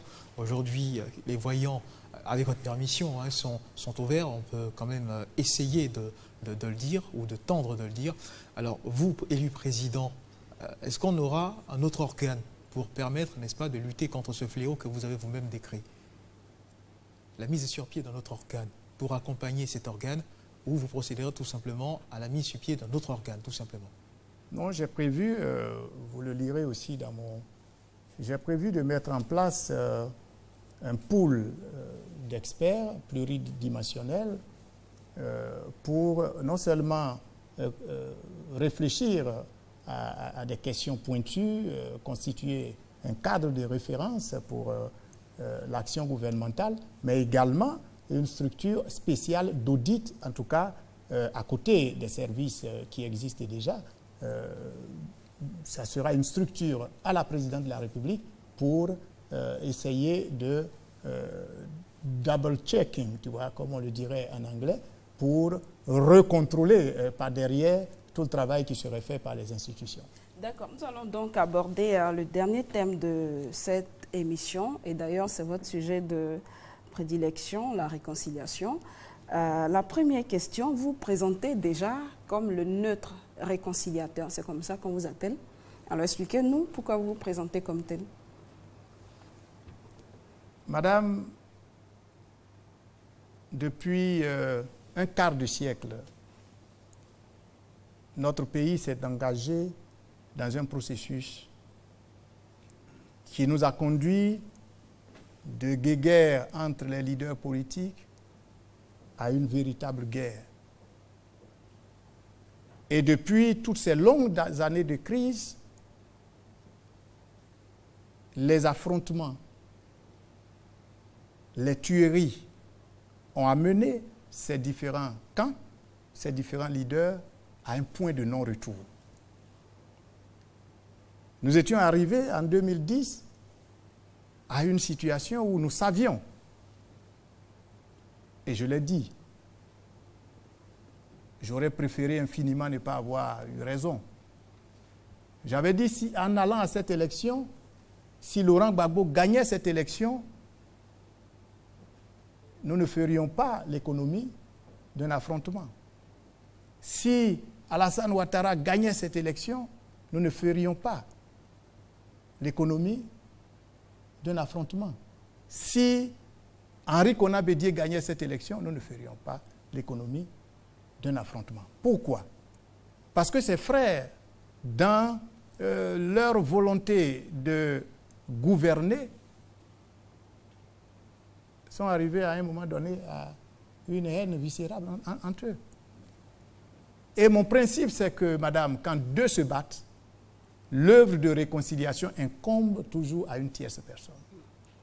J'ai estimé qu'à ce niveau donc, de la situation, il fallait un sang neuf il fallait quelqu'un à équidistance de ces différents leaders, quelqu'un suffisamment en retrait de ces querelles de clochers pour venir rassembler les Ivoiriens, réconcilier les Ivoiriens, solder le lourd contentieux de toutes ces années d'hostilité afin que la Côte d'Ivoire puisse repartir de plus belle vers son destin, qui est un destin de prospérité, de partage et d'hospitalité. D'accord. Alors, allez-y. Et vous vous positionnez comme ce neutre réconciliateur. Je le suis. 5 ans après, 2010. 5 ans après, et aujourd'hui plus qu'hier, je le suis.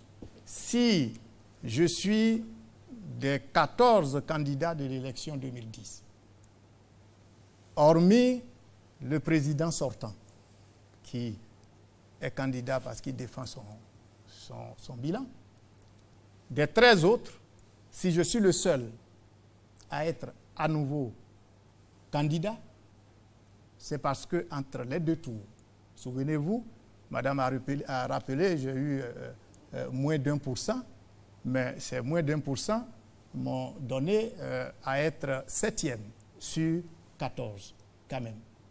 Qu'entre les deux tours, j'ai été approché par l'un et par l'autre, que j'ai expliqué poliment à l'un et à l'autre de bien vouloir accepter de me laisser dans ma position de neutralité. Au président Laurent Gbagbo, j'ai ajouté, ainsi, Monsieur le Président, je serai plus utile demain à la Côte d'Ivoire et je vous serai plus utile. Je ne sais pas si c'était une parole prémonitoire ou prophétique, mais aujourd'hui, vous en jugerez. Dans tous les cas, vous l'avez dit, hein, c'est un appel que vous avez reçu, un appel de l'esprit. Donc, on peut vous concéder cette prophétie. Merci. Et on espère bien que vous serez président au soir du 25 octobre. Vous pensez que pour réconcilier les Ivoiriens, c'est seulement au poste de président de la République que vous pouvez le faire, c'est bien cela? Oui, madame. Expliquez-nous pourquoi. Mon intrusion sur la scène politique ivoirienne a une histoire. Quand j'ai eu cette terrible vision de l'horizon difficile de la Côte d'Ivoire, j'ai rédigé, sur la base de cette vision, un document qui était intitulé « Pardon, réconciliation et paix en Côte d'Ivoire ». J'ai brandi ce document sur ce plateau en 2010. Et ce document, j'ai parcouru tous les partis politiques. Il n'y a pas un seul leader politique en Côte d'Ivoire qui n'ait pas été visité pour dire attention, ce qui arrive est grave, voilà ce qu'il faut faire. Les chancelleries accréditées en Côte d'Ivoire, il n'y a pas une seule qui n'ait été visitée au moins par 2 fois. Ayant fait tout ce tour et n'ayant eu d'oreilles attentives, j'ai interrogé et j'ai eu cette précision. J'ai compris que c'était à moi d'aller au-devant du peuple et de mettre en exécution cette recette. D'accord. Alors, vous avez dit dans votre projet de société qu'aujourd'hui, les peuples se regardent en chien de faïence en Côte d'Ivoire. Alors, moi, je veux bien savoir, vous parlez certainement des communautés. De quelles communautés ou si c'est des peuples, de quel peuple s'agit-il en ce moment? Et puis, quels sont les actes ou les faits qui étayent votre affirmation? Oh, madame, moi, je suis dans le petit peuple. Je suis en campagne tout le temps. Et je regarde les Ivoiriens. Je n'ai pas 80 ans, c'est vrai. Mais j'ai vu les Ivoiriens faire avant 90. Je ne les vois pas faire la même chose aujourd'hui. Qu'est-ce qui a changé de 90 à aujourd'hui? La méfiance, la politique est passée par là. Aujourd'hui, Madame, mémoire de notre jeune nation, vous, journalistes qui investiguez, vous voyez très bien que aujourd'hui, les conflits intercommunautaires ne sont pas rare. C'est très rapidement qu'une simple dispute entre deux enfants dégénère en affrontement. Et c'est légion, dans nos différentes communautés en tout cas. Les questions du foncier rural, c'est une bombe sur laquelle nous sommes assis. Les uns estiment avoir été dépossédés de leurs terres et c'est une réalité. Tout cela fait qu'aujourd'hui, les Ivoiriens se regardent bien en chien de faïence et la méfiance est de mise. Et quel est votre panacée quel est justement votre panacée pour briser ce champ de méfiance? Quel est votre panacée? Pour briser cette méfiance, il faut réconcilier les Ivoiriens. Comment, me diriez-vous? C'est ce que j'allais vous dire. La réconciliation nationale, pour la raison que je viens d'expliquer, doit être d'abord renvoyée à une poche neutre. Aucun protagoniste de la crise ne pourra réussir la réconciliation nationale. Je veux renvoyer, dès que je suis président de la République, une des premières décisions que je prends, c'est de renvoyer la réconciliation nationale entre les mains de ce que je considère comme une poche de moralité, les chefs traditionnels et les chefs religieux. Deuxième élément, je prendrai des mesures à faire baisser la tension. Lesquelles? Les premières mesures que je prendrai, c'est de faire en sorte que tous les Ivoiriens qui se retrouvent aujourd'hui en dehors de la Côte d'Ivoire et qui préfèrent les conditions difficiles d'exil à leur propre rentrée au pays parce que craignant pour leur propre vie ou simplement d'être jetés en prison, eh bien, j'appellerai tous ces frères et sœurs à rentrer immédiatement en Côte d'Ivoire. Moi, j'ai envie de savoir quelle sera la méthode à utiliser avec les chefs traditionnels, les chefs religieux, parce que ceux-ci ont été à plusieurs reprises impliqués dans des solutions, des tentatives de solutions pour aider à la réconciliation. Quelle sera votre méthode? Alors, je précise que je ne parle pas simplement d'implication. C'est bien joué de prendre, de mettre une commission et puis saupoudrer de 3 à 4 chefs traditionnels pour dire on a mis les chefs traditionnels à contribution. Je dis, je vais renvoyer la réconciliation nationale entre les mains des chefs traditionnels et des chefs religieux. Ils en auront toute la responsabilité. Ils auront pour tâche de parcourir la Côte d'Ivoire pour panser les plaies et les meurtrissures des cœurs qui sont encore vivaces. Apporter le pardon de la nation, parce que dans cette affaire de pardon, il y a la défaillance de l'État qui a créé ce que nous avons connu. L'État aussi doit demander pardon.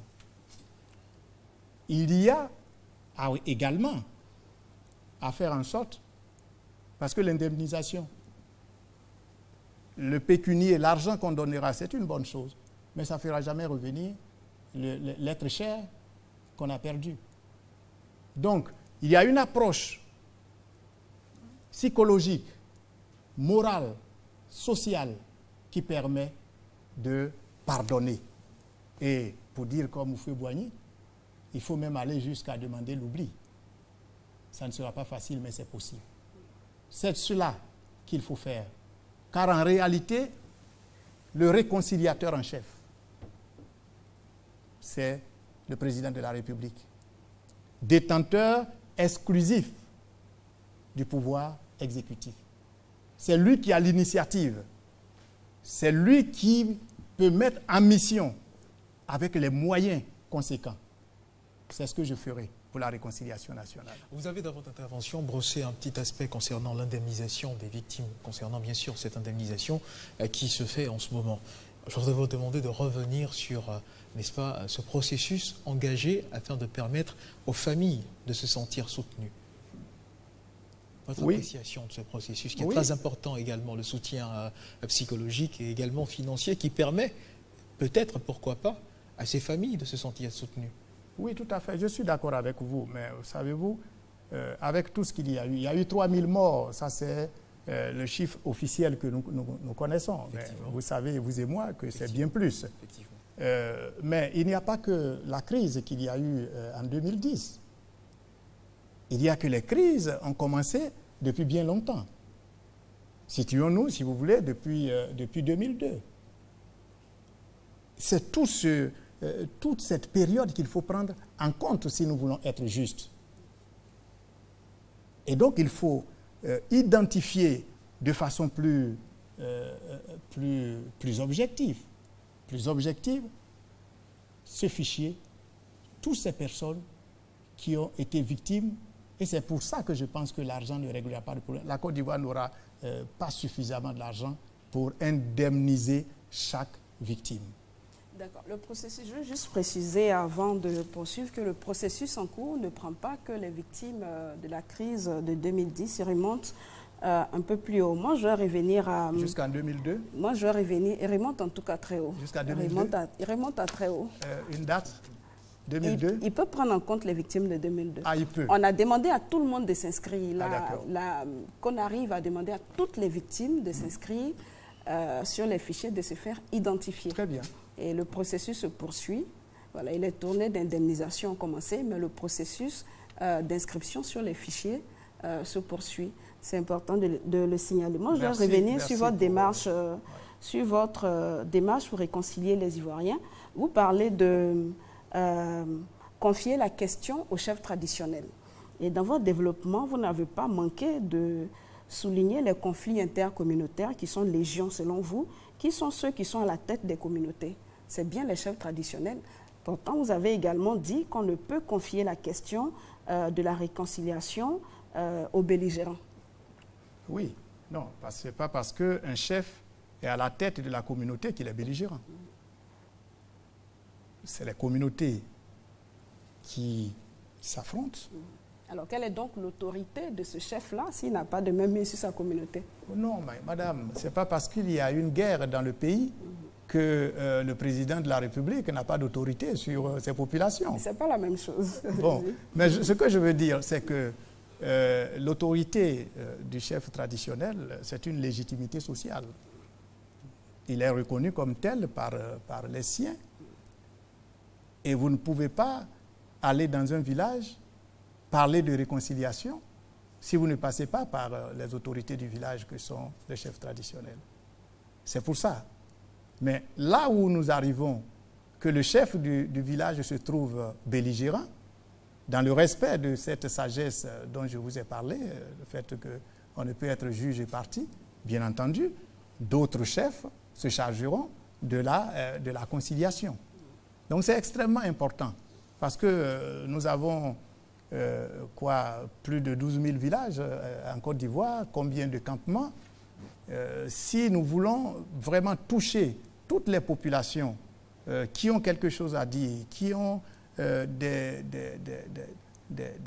sujets à dire par rapport à cette crise qu'il y a eu, il faut que nous soyons plus proches d'eux. Et nous ne pouvons pas être plus proches d'eux sans passer par les chefs traditionnels.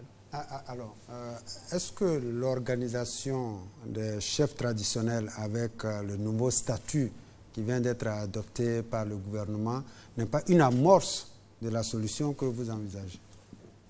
Oui, dans le principe, ça aurait pu. Vous savez, encore une fois, lisez mon projet de société, celui que vous avez n'a pas changé fondamentalement par rapport à celui de 2010. C'est moi qui ai proposé qu'il y ait un statut de la chefferie traditionnelle. C'est moi qui travaille depuis 15 ans, depuis le 21 février 2001, date de cette fameuse révélation. Car je savais que c'était ces chefs et ces chefs religieux qui pouvaient réconcilier les Ivoiriens. C'est moi qui ai approché les chefs traditionnels. À l'époque, ils étaient dans plusieurs associations. 2 grandes associations, l'une du Nord, l'autre du Sud. Et la partition que nous avons connue quelques années plus tard était déjà manifeste dans les organisations de chefferie traditionnelle. Puisque l'organisation du Nord recrutait qu'au Nord et du Sud recrutait. C'est moi qui ai proposé l'unification de ces 2 entités pour donner le Conseil supérieur des rois et chefs traditionnels de Côte d'Ivoire d'aujourd'hui. Et donc, quand le chef de l'État décide de donner effectivement ce statut, j'applaudis des 10 mains. Mais il ne faut pas en user pour une cause politique.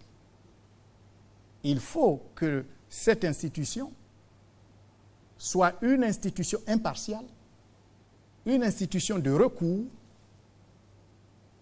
une institution de consultation, de conseil.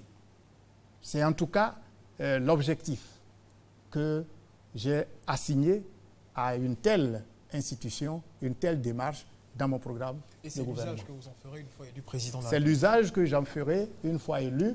Je n'en ferai pas, excusez-moi, une structure de campagne pour moi. Très bien. Nous avons longuement discuté, mais je voudrais que vous donniez votre appréciation sur la situation sécuritaire de la Côte d'Ivoire. La situation sécuritaire de la Côte d'Ivoire n'est pas bonne. Moi-même, je suis bien placé pour vous le dire. En un an, j'ai été agressé 3 fois. 3 fois. Dans la démocratie, dans les pays très avancés, il y a aussi des agressions. Oui, d'accord, mais quand une seule personne est agressée 3 fois, avouons que c'est quand même, pour un pays qui est censé avoir le niveau de sécurité de Genève et de New York. Vous n'avez pas confiance aux indices qui sont avancés, c'est bien cela? Pas du tout. Ce sont des indices pour moi qui ne reflètent pas la réalité sur le terrain. Nous sommes dans un pays où vous connaissez le phénomène des microbes, où vous connaissez le phénomène des coupeurs de route. On ne peut pas se permettre de voyager à une certaine heure dans une partie du pays. À l'instant même où je vous parle, mes représentants, mes responsables de campagne ont été agressés dans un village de l'Ouest actuellement. Nous avons informé la gendarmerie du coin.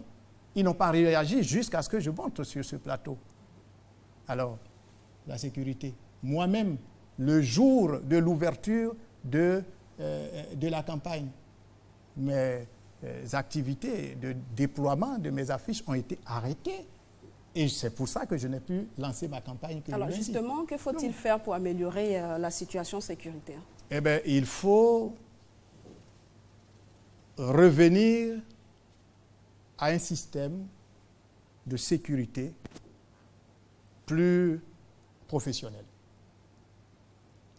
Avec la situation que nous avons connue en avril, mars-avril 2010, les armes prolifèrent partout. Le désarmement n'a pas été un succès, je suis au regret de le dire. La Côte d'Ivoire est aujourd'hui un des pays du monde où circulent plus de Kalachnikov. Donc je pense qu'il faut retravailler ce système de désarmement. Il faut récupérer effectivement les armes. Et je veux saluer le travail qui est fait, en tout cas par la structure de CCDO. Ça, je salue parce que ça a permis de rendre plus vivables certains tronçons. Mais il faut déployer sur l'ensemble du territoire.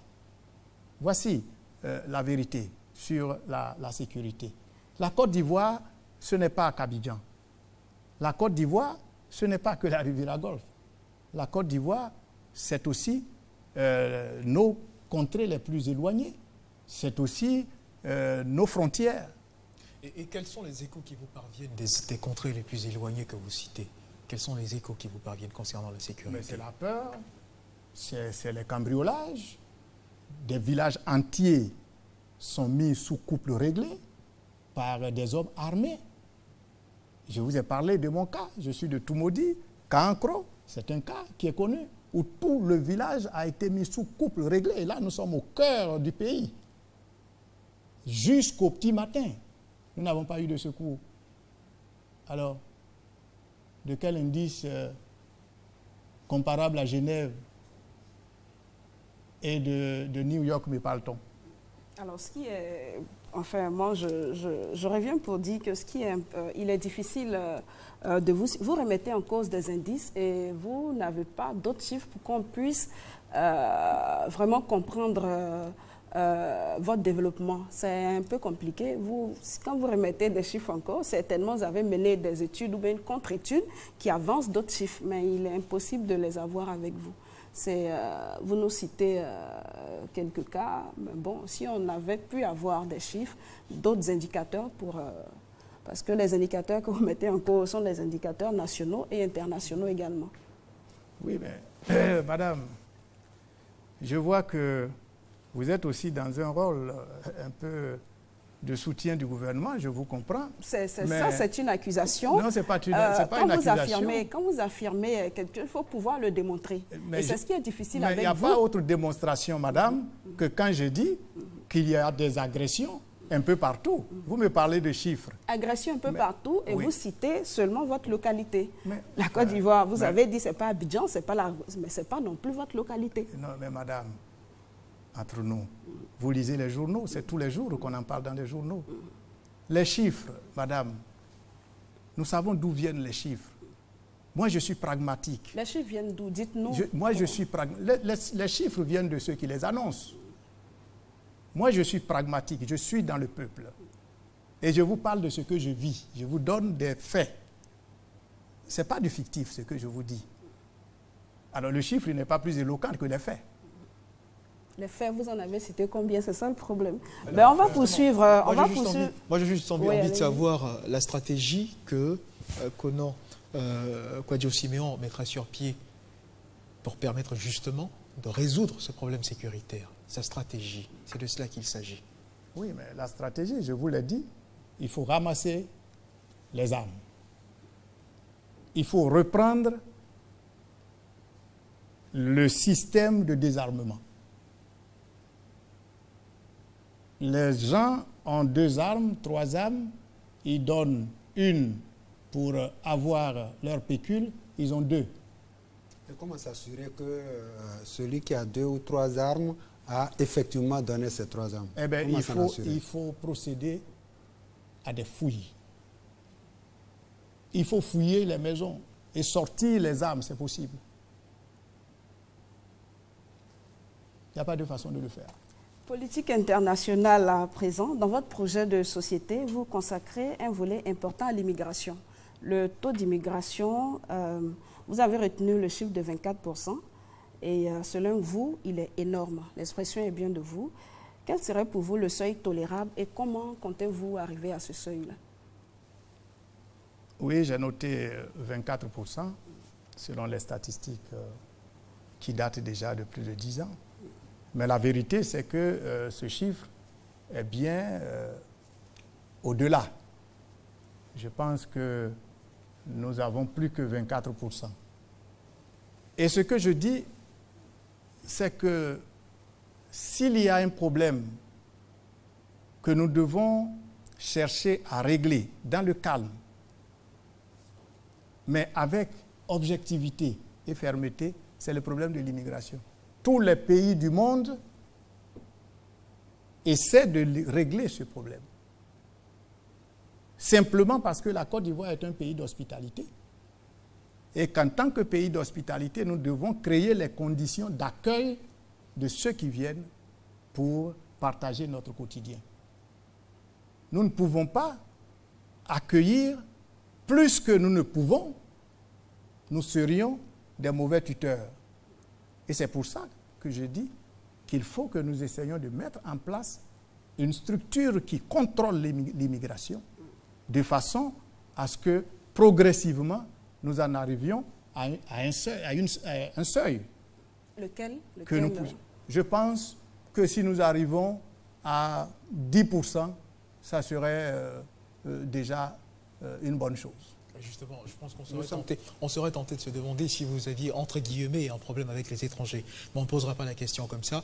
On dira tout simplement qu'aujourd'hui, l'Europe est confrontée à une crise humanitaire, concernant bien sûr la situation des migrants. Quel est votre regard de cette situation qui pourrait éventuellement arriver à la Côte d'Ivoire? Je dis bien éventuellement. C'est un problème qui peut arriver à la Côte d'Ivoire. Et mon regard, c'est que quand j'observe ça, je dis j'ai raison de poser le problème aujourd'hui. Je dis qu'il faut commencer par trouver une solution. Alors, c'est quoi cette solution-là? Si 24% c'est trop, il faut revenir à 10% selon vous. Comment arriver à ce taux-là? J'ai une Quelle sera solution. concrètement votre politique d'immigration? J'ai une solution concrète là-dessus. C'est laquelle? J'ai dit que je proposerai au gouvernement de ces pays où ces ressortissants sont de bien vouloir, avec nous, étudier une politique de réinsertion. Dans leur pays. Et je demanderai aux Ivoiriens de m'autoriser à dégager une ligne pour aider à la réinsertion de ses frères et sœurs dans leur pays. D'accord. Donc, en clair, vous, Président, vous êtes prêt à prendre des moyens dans les caisses de l'État pour aider à l'insertion de personnes étrangères dans leur pays. Oui, c'est bien madame. cela. Oui. La Côte d'Ivoire est un pays leader. La Côte d'Ivoire a une responsabilité. La Côte d'Ivoire, dans la sous-région, est locomotive et nous avons un devoir de solidarité et d'assistance aux autres contemporains de la sous-région. D'accord. Alors, vous êtes président au soir du 25 octobre. Vous estimez qu'on a déjà trop d'étrangers. Vous faites quoi? Vous fermez les frontières? Non, madame. C'est caricatural, ça, madame. C'est une question, expliquez-moi. Je vais vous répondre. Allez-y. Cette décision que je prends, quand je parle de 10%, je ne m'attends pas à atteindre les 10%, même pas au terme de mon quinquennat. C'est un processus que je veux engager. Et à terme, au bout de 10 ans, de 15 ans, même dans 20 ans, on aura réglé un problème plus grave qui vient plus loin, comme le problème que mon frère évoquait tantôt. Donc c'est un processus. Et je ne suis pas en train d'insinuer un retour, un renvoi. Non, non, ça ne se passera pas comme ça. Ça se passera avec deux gouvernements, plusieurs gouvernements responsables, et nous regarderons comment nous pouvons nous entraider à maintenir nos concitoyens. Allez-y, Igor. Pour vous, les immigrés ne peuvent pas constituer une source de richesse, ou bien les considérez-vous comme des grignoteurs de tout ce qui devait revenir aux nationaux? Non, pas du tout. Ce pays a une histoire. Et ce que nous sommes dépend aussi de l'apport de nos frères et sœurs qui sont venus nous aider. Il ne s'agit pas de ceux-là. Ceux-là, dans la plupart des cas, sont devenus ivoiriens, sont intégrés. Non, je ne parle pas de ceux qui ont des attaches, j'allais dire, de ce niveau avec nous. Mais remarquez que c'est tous les jours quand même que nous recevons. Je parle de ceux qui arrivent. Si nous étions à 20%, si à partir de 24%, nous avions essayé de filtrer davantage nos entrées, aujourd'hui, on ne serait pas à 24%, puisque la vie, ça se renouvelle, mais ça part aussi. Donc, je parle de ceux qui arrivent maintenant, je parle de ceux qui ne peuvent pas justifier véritablement d'une activité concrète. Je parle de ceux qui ont besoin d'aide, de ceux qui ont besoin d'être assistés. Est-ce que il ne serait pas intéressant ou bien possible de faire une naturalisation massive et puis à partir de là, serait une nouvelle politique? C'est une solution. C'est une solution.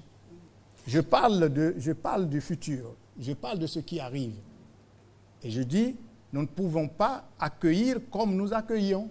Nous étions 3 millions d'Ivoiriens lorsque nous prenions notre indépendance. Nous sommes aujourd'hui plus de 22 millions.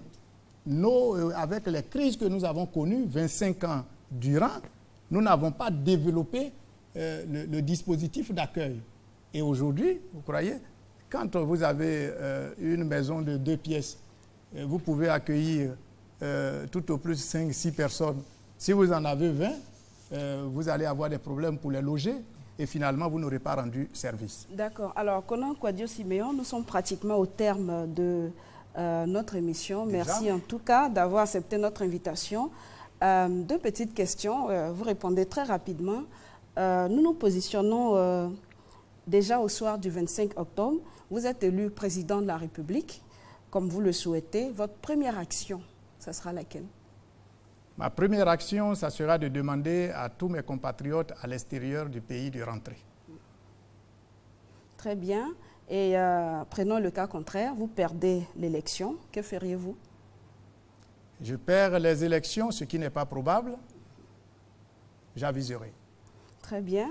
Merci en tout cas de votre présence sur ce plateau. Face aux électeurs, ce soir, c'est terminé. Nous recevions Konan Kwadwo Siméon, candidat indépendant à la présidentielle de 2015. Merci de nous avoir suivis. Ce programme se poursuit demain à la même heure avec l'une des deux femmes qui sollicite le suffrage des Ivoiriens, la candidate du RPCIP, Lagou Adjoa Henrietta. Pour ma part, je vous dis au revoir.